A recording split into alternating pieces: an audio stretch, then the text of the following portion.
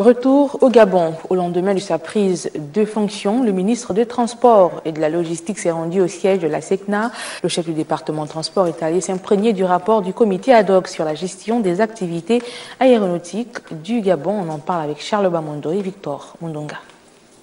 Sans répit, aussitôt bouclée la cérémonie de passation des charges, le nouveau ministre des Transports et de la Logistique,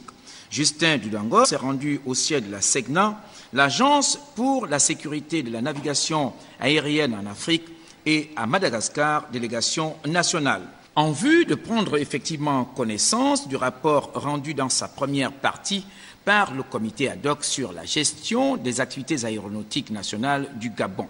Un rapport pas très reluisant avec des infrastructures de génie civil qui tombent en ruine, bon nombre de bâtiments qui présentent des problèmes d'étanchéité, des réseaux d'eau, d'électricité et de plomberie vestues et défaillants. Seuls les sites de Port-Gentil, Mvengue et Oyem ont été réhabilités dans le cadre du projet Cannes 2012 et 2017.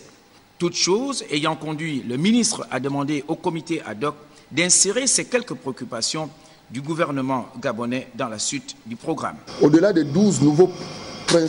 principes de gestion des activités aéronautiques nationales des États membres, actés par les ministres de tutelle de la SECNA le 29 juillet 2010 à Moroni,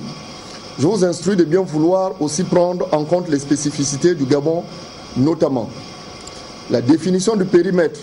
des missions de la délégation en tenant compte de la répartition territoriale du Gabon, composée de 9 provinces, la gestion intégrale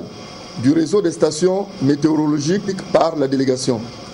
l'ajustement du statut spécifique du personnel de la délégation par rapport aux ressources de la délégation,